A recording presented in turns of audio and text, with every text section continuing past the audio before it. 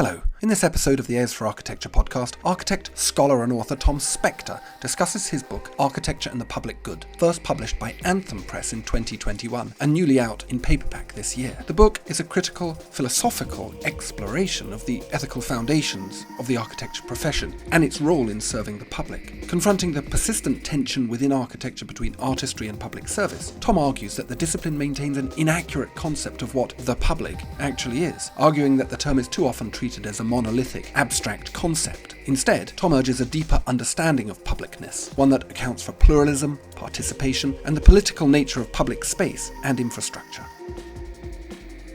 A is for Architecture, a podcast about architecture, buildings, urban culture, and space. Hello, and welcome to another episode of A is for Architecture. I'm talking today to Tom Spector. Tom, thank you so much for joining me. We're going to be talking about your recent book, Architecture and the Public Good, which you published with Anthem Press when was it? 2021, and a new edition, paperback edition is coming out this year.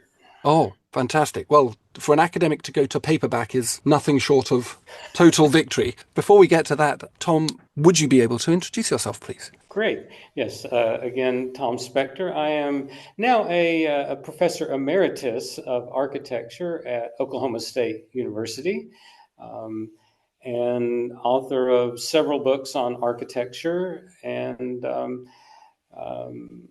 let's see, I got my master's, my professional degree in architecture from Georgia Tech in the United States, and my doctorate from the University of California at Berkeley.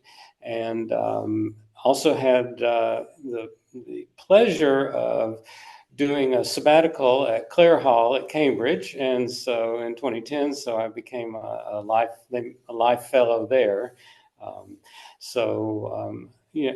I've been around to different academic institutions. And have you been in academia all the way through, or did you practice as well? Well, I was just actually a small town practitioner for a number of years, and that actually led me into my interest in ethics, because I just felt like just kind of a ordinary observation that I was being asked to make decisions with, long-lasting implications, and sometimes I wasn't very happy with the results, frankly, and yet I didn't feel like I had any guidance ever from schooling or even, AIA type guidance that would help me kind of sort through these problems. And so I just had this kind of practical idea that, well, I could go back to school and study ethics, and that would help me, answer all these questions I had. And of course, that was a pretty naive thought. I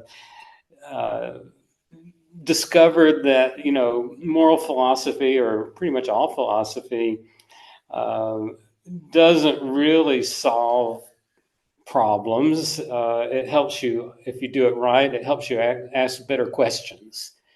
And maybe that was good enough. So that was what my time at Berkeley was all about, was kind of dividing my time between the College of Architecture there and the Department of Philosophy. Who was your supervisor?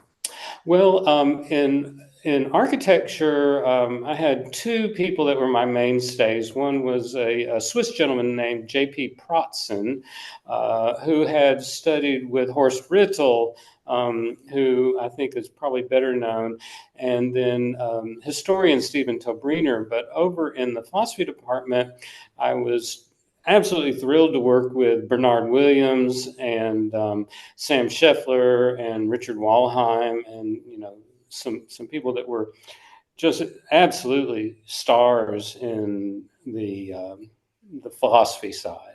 Mm. What is small town practice like in America? In the part of America you were in? I know what it's like. Well, I know a little of what it's like in the UK. I've sort of run a practice and I've worked in practices. So it's very personal. It's very one-on-one. You don't necessarily, answer a whole lot of requests for qualifications and things like that. So you're very embedded in a community if you do it right. The flip side is, though, that it's rather isolating with other members of the profession. And so that's what I continued to struggle against when I was a practitioner. And so then after I, finished with Berkeley, then I was able to become a full-time academic and do this writing. And so I was at Oklahoma State for 21 years. You mentioned this, I suppose, encounter with the sort of ethical problematic of architectural practice. Are you talking here about decisions around the environmental performance of buildings, the sort of the sustainability of the materials that we are, as designers, kind of accustomed to specifying, the rigid insulation, which is clearly no good for anything, or the vast quantities of concrete that get poured, or is it more in relation to the performance of the role of architecture as a profession orientated towards the common good? The latter one was certainly the first most prominent aspect to me as a practitioner.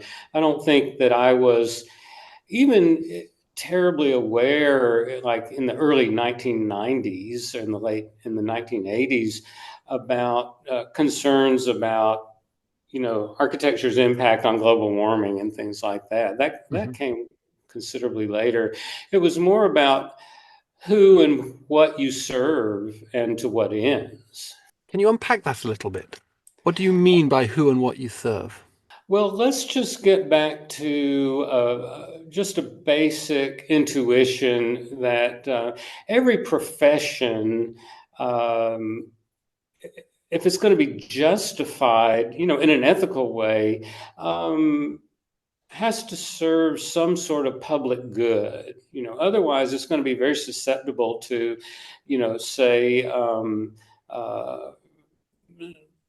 extremist calls for deregulating everything. What justifies having some sort of, however small it is, limited monopoly on some segment of the business, or calling yourself something? And it seems very natural to say, well, there's a public good at stake that can't well be met by the demands of the marketplace, that somehow, capitalism needs to be augmented by some kinds of public protections that justify that.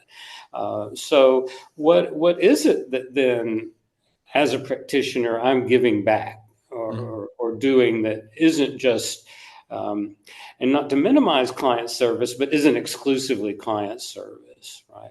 And, it's maybe easier to think about these things with analogies to, say, the medical profession, because it's a little more successful as a profession in the public eye, and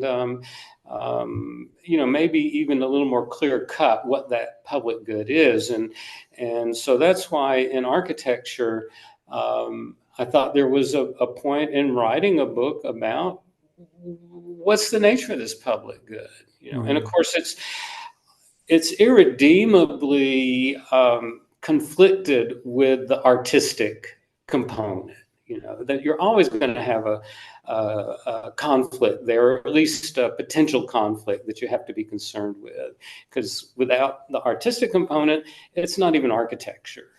Controversial, but I like it. I want to come to the origins of the book, and obviously it's kind of clear in your own story and your own sort of, I suppose, and I don't want to sound patronizing, but ethical awakening, can we call it? What was it like in the 80s? Was architecture very much a kind of commercially orientated, as you say, deregulated, laissez-faire kind of practice, which was much more content in that space of artistry than in considerations of the common good or the public? And we'll come to that term as well, because obviously that's central to your book. Or what was it many things still? Well, I think, first of all, we should probably separate a little bit what was going on in Britain from what was going on in the United States. Let's don't assume that the professions were kind of marching along together at the same time, because Britain was, of course, coming off of, Thatcher deregulation, and the profession was trying to reestablish itself as something separate from a government entity, at that time. But in the United States, the situation was different. You probably were not aware of this, but in the late 70s, leading into the early 80s, first the engineering profession, but then the architecture profession were both threatened with antitrust legislation by the Justice Department over their codes of ethics, which they said were blatantly anti-competitive. And they were. And so, the AIA actually operated without a code of ethics for some period of years till it could kind of get its act back together and figure something out. But it was always, in fear of this antitrust, it was and to a lot of us still believe it was just a very weak guide. You could basically reduce almost the entire thing to don't lie and obey the law. And that's not really setting a very high standard, right? So that was, the situation as I found it when I was getting into practice as a small-time practitioner. So, the book that came out of my time at Berkeley was very oriented towards like the individual practitioner with perplexed, sitting at his or her drafting table and trying to decide how to proceed, and these questions that kind of led into the more recent book were more about the profession, taking from the point of view of the profession itself rather than from the individual. What justifies a profession in architecture? Yes, it's a very good question. It's a incoherent identity, isn't it? The architect. They have to straddle so many forms of knowledge and practice that it's much more difficult perhaps to define than many of the other professions, certainly medicine, and I would have thought law as well. Mm-hmm.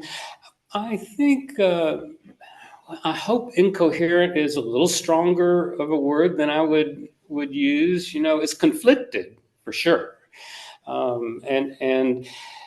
would, if these conflicts, and maybe every profession is a site of societal conflict, that it's a place where society has kind of, or a culture or a people has kind of offloaded certain kinds of really difficult conflicts, and for people with knowledge around that set of conflicts to deal with, or at least be the locus of.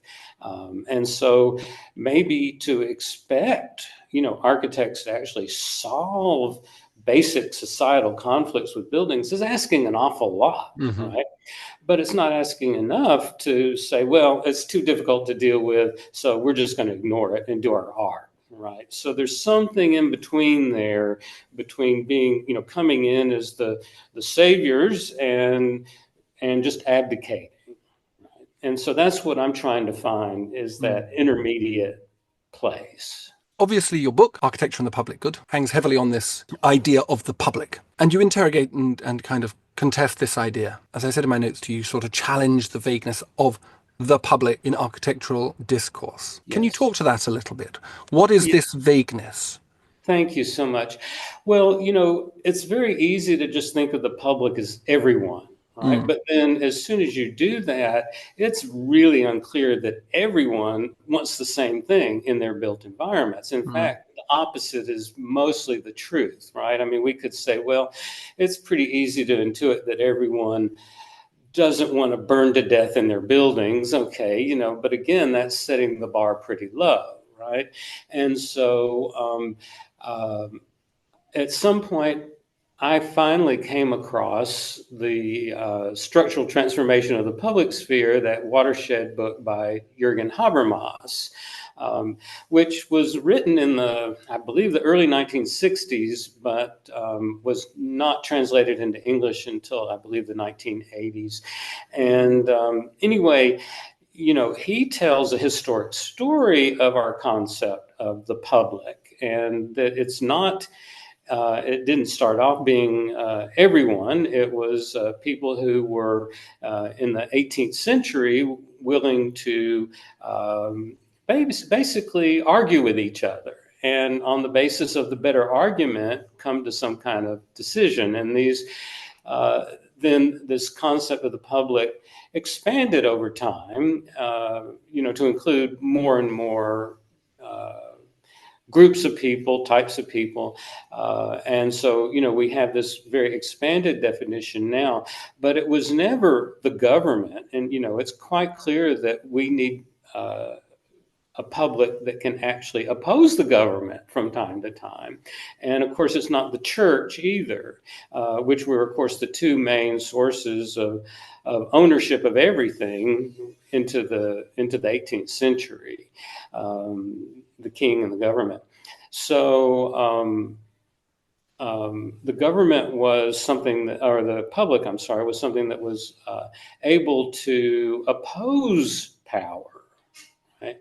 And able to do so basically with a belief, at least, and of course it didn't always live up to it, but at least the belief in rational disputation.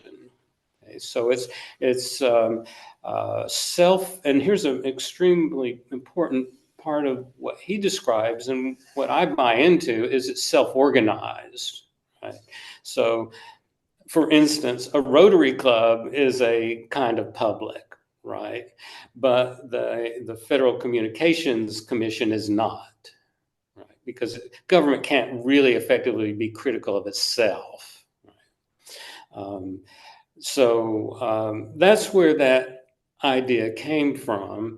And in more recent time, the idea of the public has been added to, it's Habermas has come into his share of critiques about, where the public is now.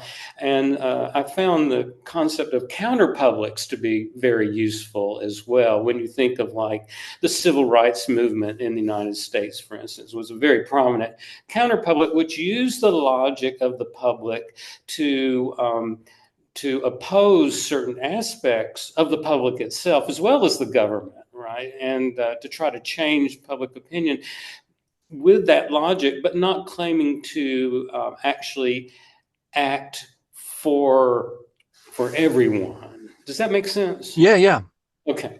Right. It's a very fascinating idea, this idea of, as you say, this kind of diffusion of this idea of the public, that everything that isn't the state or corporations is the public. But in fact, within that, there are publics and counterpublics, and the public itself is a kind of highly complex series of subpublics. Yes. So there you can well imagine, it gives us a good explanation for why everybody doesn't agree. Mm.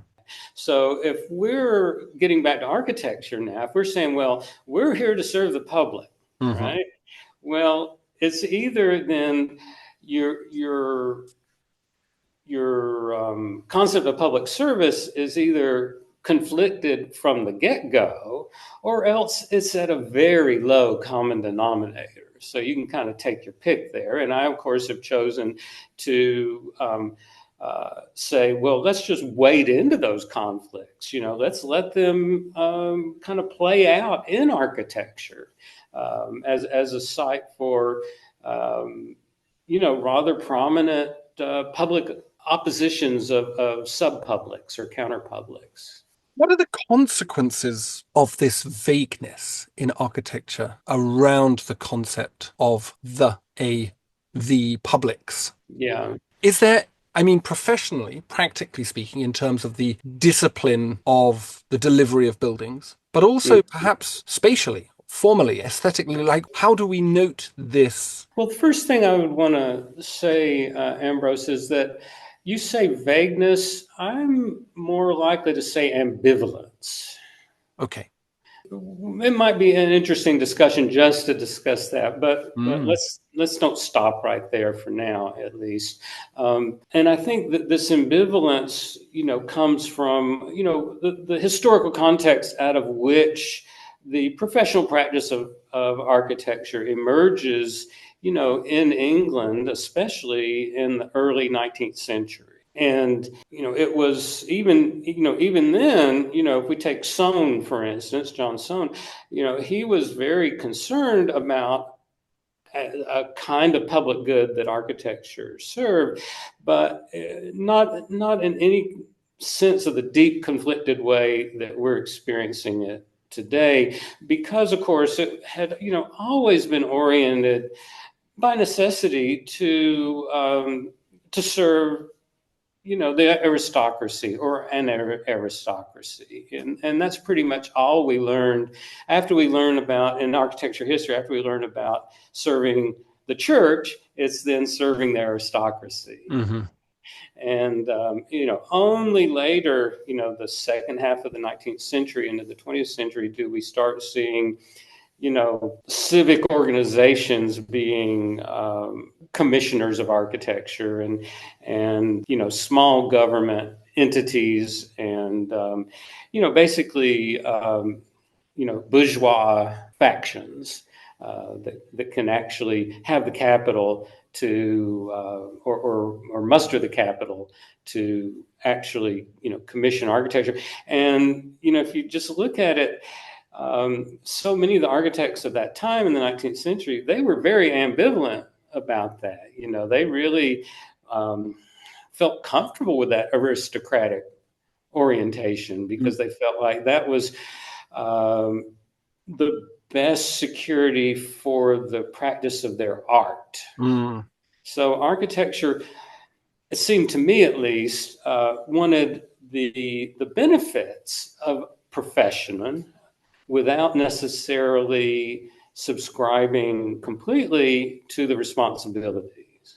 And that set up an ambivalence towards professionalization. And we still see that to this day. One person, I'm able to quote in early on in the Public Good book is where Frank Gehry, approves of the idea that, what architecture really needs is a dictator with taste. Yes, the benign dictator, that great fallacy. Yeah, that's somehow supposed to solve all our problems. We don't have to deal with the money. We don't have to deal with average tastes, and we can only deal with cultivated people. And I understand the attraction of that, and that is held up to us when, museum commissions, for instance, right? That's held up to us as being kind of what we should all strive for as practicing architecture. That's where you've reached the pinnacle, right? And so, if I can, I would just absolutely stand that concept on its head and say that it's actually, the everyday practice that sustains the legitimacy of the profession in the eyes of all the different publics, right? It's not, as wonderful as their work is, it's not the people that you read about in the magazines, that handful of people that get all that press coverage. Certainly not. I think it is a very interesting tension, isn't it? The tension between the ordinary voice of the ordinary architect, and I mean that in a very positive way, compared with this spectacle-orientated form of architecture, which is public in a highly performative way. Yes. And so if my book is about anything, it's about, validating the everyday practice as the bedrock for the profession, and the wide-scale approval of the profession validated by the everyday practices is what actually enables the spectacle to happen. Yeah, that's very interesting. And there's a kind of discipline in the practice of architecture at the small scale, at the sole practitioner in, rural America, rural Britain, towns and cities, where they have this obligation to be on time and to budget, to produce high quality work very, very precisely, like a surgeon. And then there's Pugin's Houses of Parliament of Britain, 20 years over time, or the Scottish Parliament building by EMBT, massively over budget, or the Houses of Parliament restoration, which there isn't even a price for, but that it's, staggering sums of money, completely unprofessional, actually. Anyway, it's very interesting, and your book covers a lot of ground, and we can't talk it all through here, but there's a couple more things that I'm kind of interested in. You talked about the idea of the aesthetic isolation, and I suppose this comes to the discussion around the tension in architecture between artistry and the public and the common good. And you use this phrase, the aesthetic isolation, produced by this orientation towards the spectacular, which is certainly how a substantial part of our education of architects develops as well. Yeah. It's like we kind of haze them into this way of thinking about their role and their identity. And let me say right off the top, I am not trying to moralize art. I think that's a fool's errand. Right? As soon as you try to do it, it's going to escape out from under it and show you why you're wrong. Yeah.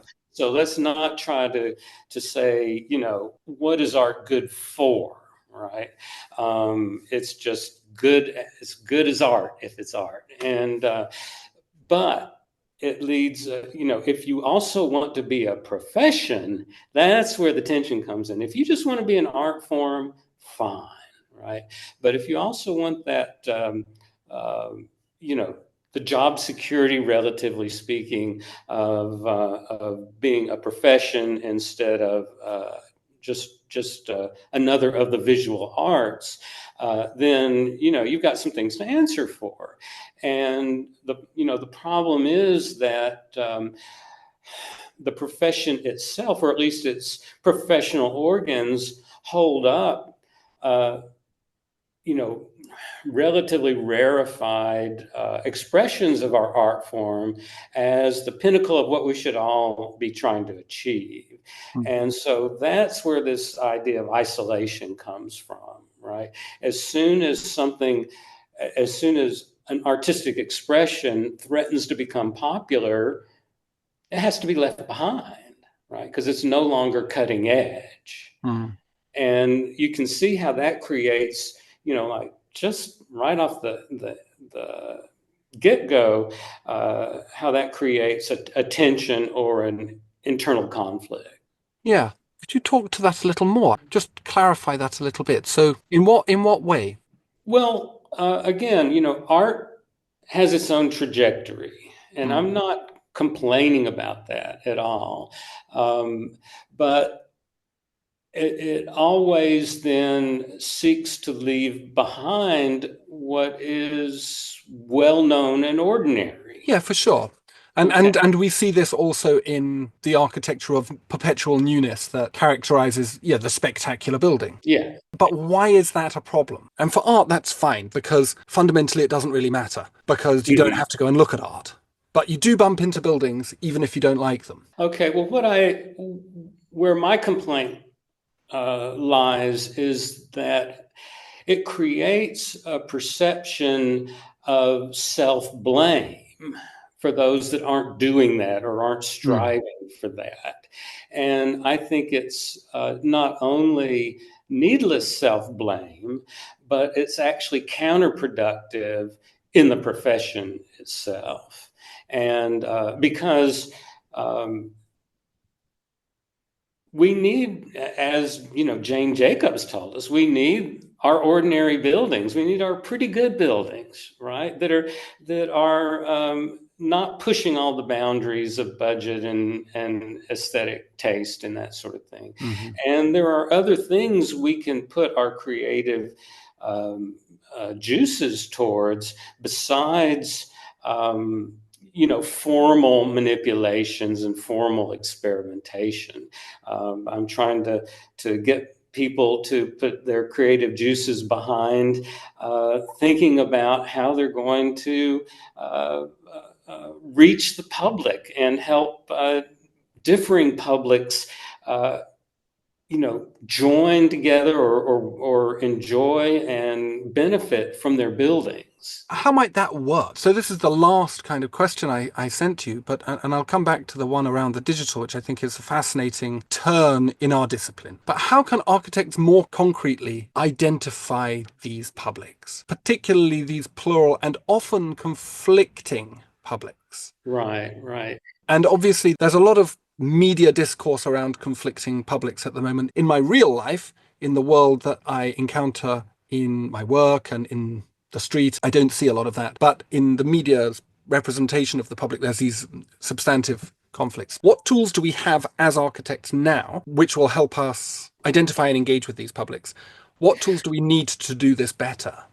Okay. Well, just for an example, I also think that we can actually help bring publics into existence by our buildings that didn't necessarily exist before. If you create a building that helps give an important intersection or a neighborhood an identity that it didn't have before, suddenly you've helped create, or at least further advance, a public that maybe only had a very incoherent existence or almost a non-existence before, right? And so just by being a building that then people identify with, you're helping further the idea of a public good. Help create that. I think it's also somewhat situational on the type of building that's being asked for. If it's a building for the government, for instance, for some branch of the government, perhaps you want to be able to help people visualize that there are hopefully well-meaning and effective people that are there working in this building, right? And that actually, you have a bit of ownership in this thing. So it's not, something aloof and forbidding, for instance. So now we're just talking, building character. A lot of times, unfortunately, the idea of public space is everything that happens outside the building, right? But how can we actually either improve, enhance, further, interpenetrate public space as actually part of our buildings, right? And so it might be an odd part of, say, a developer brief. They typically want to maximize the economic return of the building, but I think there are still ways in which they get a good return, but the building is not used up just in economic terms. And art has a part in that, for sure. Does that mean just putting a community cafe on the ground floor? Could. It could. I mean, that could be part of it. Yeah. Even a good overhang can be a public good. It doesn't have to be complicated. But if all you can point to is, well, it has, two separate exits so people can flee when there's a fire, and that's the public good, that's just not asking much of yourself. No, and I think that this discussion is very much rooted in to me, seems a fascinating problem, which is that we are, as professionals, justified by our corporate identity. Professional knowledge, discussions around professional versus lay knowledge. Professional knowledge is that which is held sort of out with the person, beyond the person. When someone employs an architect, they're employing someone who is a member of the AIA or the ARB or RIBA. And the knowledge is therefore kind of ratified. And so, and I think architects lean on that. That becomes the moral justification for their actions. Look, I'm a professional. But what you seem to be asking is for architects to engage with their individuated ethical responsibility. So you're almost asking for and please correct me if I'm wrong in this, but you seem to be asking for, in a way, a cognitive unlinking with the notion of professional corporate responsibility. Is that fair? I haven't really thought of it in those terms before, of an unlinking. I've always thought of it in terms of kind of broadening your conception. Okay. I think I do try to end, just on a kind of a positive challenge, and that is, ask yourself as a practitioner, what public good am I furthering with this building? And if you can't really answer that question, or if it's got a really minimal question, then it's not serving the profession well. No. It's weakening the profession. Yeah. And that's, I've complained about the AIA almost my entire academic career. And as an organization, Well, Sylvia Lavin at UCLA, I believe it was Sylvia Lavin, called the profession very dismissively a weak service provider and just kind of left it at that, And I'm like, well, that's probably true, but let's don't just leave it there. Why don't we see how we can, strengthen it, right? Mm. And so that's why I end up being rather frustrated with my own professional organization, which I loved being able to call myself a member of. When I got my AIA designation, I was super proud, Mm. and then, I started kind of getting worn down by it, and the starting with the kind of ineffective statement of ethical principles and moving on from there. And it just seemed like whenever there was a conflict, say the controversy over designing supermax prisons, solitary confinement prisons, for instance, they were like, oh, well, this is going to create, controversy and conflict, and we're going to alienate people. And I'm like, yeah, but if you don't address it, you're just weakening Mm. the profession. And Mm. so their go-to is always window dressing, and you have to just really, really work hard to get them to do substantive things for Yeah, the and it profession. seems to me, I mean, I was thinking about prisons as you were talking earlier, and like this idea of the public. There's a public for you, and it is a Yeah, public, isn't it? And it it's in is fact a series of networked publics because it's not only the people who are incarcerated, but it's the people that visit them, their families and friends, and so on and so forth. It's the people that work there. It's the public's perception of it. So it's really complex territory, and yet very fraught. very fraught. Nobody's putting on the front page of their architect's website, "We designed this prison." But in Britain, historically, Alfred Waterhouse was a great prison architect, and it wasn't a dilemma. He was I mean, obviously Victorian and so on and so forth. We can leave all of those kind of discussions aside, but there was a kind of civic idea behind the architecture of the incarcerated, which Mhm. is amazing when you think about it. What a change in our profession. Yeah, and there was an idealism behind it Mm. then. As we think of 19th century prisons as being horrific, right? But they were actually had an idealism because they were kind of a relatively new thing, Mm. that now is really hard to come by. But there are countries, not so much the U.S., but there were certainly countries where you know places for incarceration are still thoughtfully designed and are important, as Mm. a component. I want to come to a theme in chapter 4 because I'm very interested in the spatiality of this. And in chapter 4, you engage with sort of feminist ethics. Oh, I enjoyed doing that so much too. And to contest the idea of the public and private, which I think, by the way, is aligned to this discussion around incarceration, but it's also aligned to the idea, obviously deeply embedded in this idea of the architect as, in a way, private business interest with a Hmm. public good. Like it's a very complicated relationship. But perhaps you could speak to a little to this chapter 4 and this idea of the feminist. Thank you so much for bringing that up. I mean, it is, I'm not unaware of the fact that, I'm this privileged white male speaking on behalf of feminism and architecture, and that's just what it is. But I really appreciate the perspective that feminist ethics has brought on the subject of the distinction between the public and private.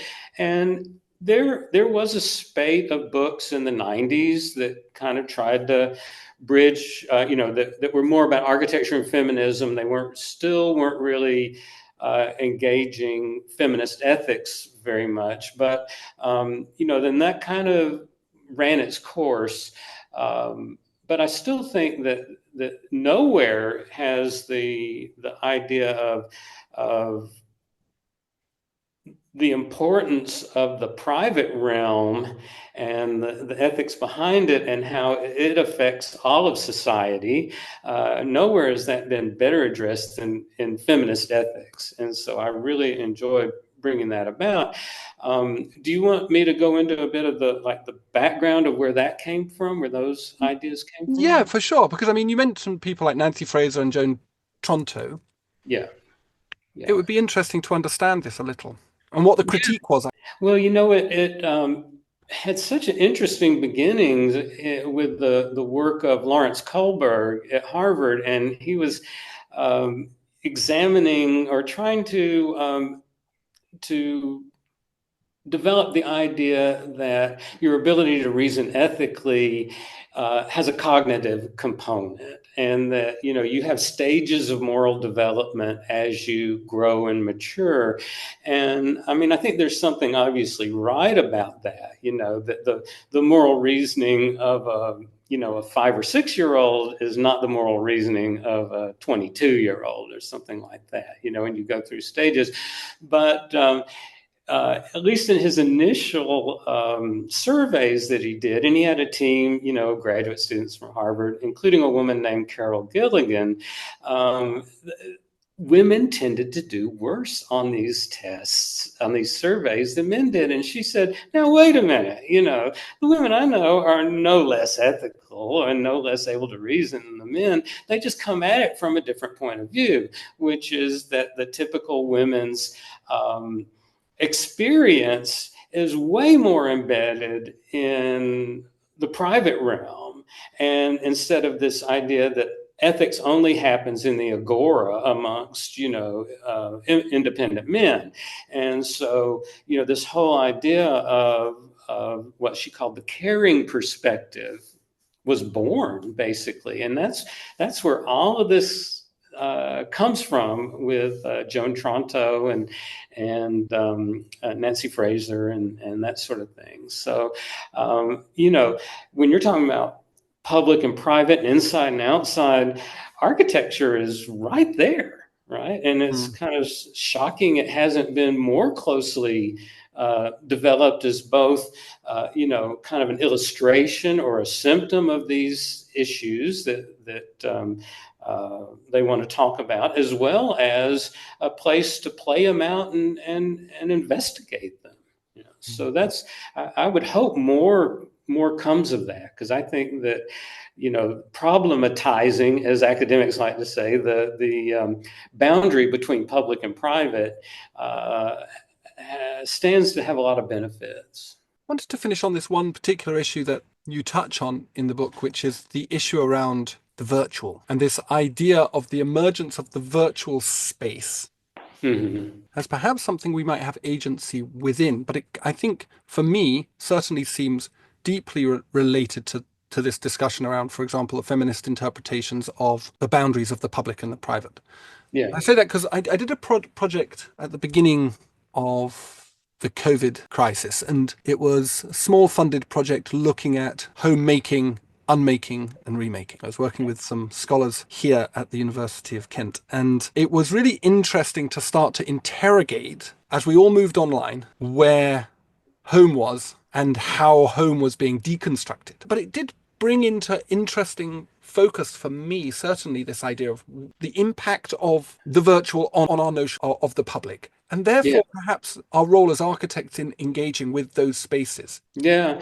And I mean, it's still, let's face it, we're still kind of dealing with the repercussions of all that, right? And it's been hardly enough time to get any kind of philosophical distance on all that, because we had that massive, immigration onto the virtual world. And then, pretty much as soon as it was possible to get out of it, we've seen this huge rebound, right? And tourism has exploded again because people are just dying to get out back into great real places again. And so, I don't know, other than saying, well, we've at least kind of had a view into what's possible virtually, as well as the limitations and the negative implications of everybody being separated.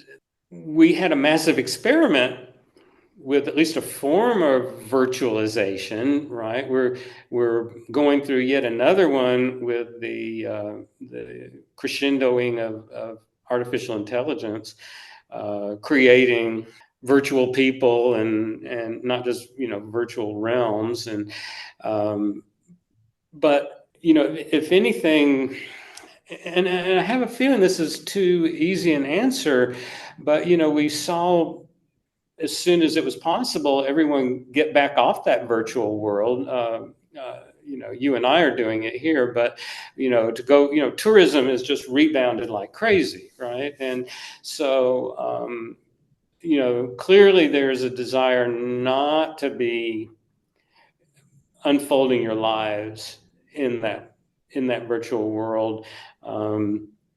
And it's had, at least in the States, the impact on children's education was profound, the negative impact. And so we've just been in the States more like, how do we get out of this, as much as anything else. So I haven't seen a whole lot of. But we have seen, for example, a real challenge to central business districts in the renting out, for example, of commercial office space, where Yes. working from home has become expected and entirely accepted. Productivity be damned. But it's a kind of interesting one that for architecture, where we've built a business model, particularly around urbanization and the densification of inner urban cores as economic entities, and the architecture that's emerged from that, tower blocks and commercial buildings in city centers, is suddenly being challenged by what we're doing here, which is communicating across 4,500 miles or 3,000 miles, whatever it is, Right, effectively and extremely affordably. The idea of the rise of the virtual has, I think, deeply challenged the public, and architecture yet again is yet to kind of effectively respond to what this might look like. yes, I think that's an excellent point. And it's certainly something that a Habermasian interpretation didn't really anticipate, because it's really about bodies in space and in 3D space. And, not trying to overcome the fact that you have a body, but trying to reconcile that with a willingness to, discuss things more or less peacefully, and resolve conflicts peacefully, is a important function of public space. And you see things like Tahrir Square, and the demonstrations and things like that. There was a lot of talk about how that was the first internet revolution, in Egypt. But it wasn't until people were actually bringing themselves out in public that anything of substance happened, right? And so I think it just showed a limitation rather than the possibilities. Yeah, certainly I agree with that. Just on the final point, chapter 5, towards an architecture of publicness. And you mentioned this at the beginning, this idea of a solution orientated rather than a kind of washing your hands of the profession or washing your hands of the notion of practice or architecture. How do we get to this architecture of publicness that is pertinent and relevant to our contemporary realm, which includes a recognition of the irresistible rise of the online world? Well, first of all, I don't think, one author sitting at his isolated desk can have all the answers to that, right? I'm just trying to get people to start thinking along those lines. What public good am I providing with this building? Answer that question. I'm trying to give some examples of where it can go, where it went wrong, so we maybe can also go right, and one of the ways that it went wrong, I think, with academics is thinking that the public has somehow become so marginalized that it's to be found in the sewer systems, and I'm like, if that's what it's come to, we're sunk, but I don't believe it. I don't believe that all the decisions that architects make are somehow irrelevant to the public good. And I think that if our government buildings display such fear of exposure to the public that they are these, Death Star kind of blocks, that's a different kind of problem, right? And we can actually address that and make those kinds of buildings, those types of uses, not only more humane but more human. Right? Now, I was hoping we might have time to also discuss one thing I don't really cover well, and that is the impact of climate change on this whole discussion. It's kind of waded in and said, you can't ignore me, right? So that, I think the interesting question there, and you get different answers, is climate change and addressing climate change in your buildings another constraint that you put on it, along with addressing the artistry and addressing historic resources and sunlight and whatever, or is it like, as some people would have it, the umbrella issue that kind of trumps every other issue? And so I think that there needs to be a pretty robust discussion within our profession about how ethically or legitimately we fit climate change into the overall discussion or the overall consideration. The activists are of the mind that it's the most important thing and everything else is secondary, and that certain things flow from that. And I think that kind of the general drift of the profession is, we'll consider it along with everything else we have to consider. Well, I think that's a great point to finish on. Tom, thank you so very much for taking the time to speak with me. It's been really enjoyable. Thanks for your interest in the ethics of architecture. As Mos Def once said, from my understanding, people get better when they start to understand that they are valuable. Well, ain't that the case? Thanks to Tom for the chat, book and pictures. Thanks to Anthem Press, and Mabel in particular, for enabling and facilitating it all. The book and Tom are linked in the podcast description. Click, shop, get, read, think, and know. It's that simple. And thanks for listening.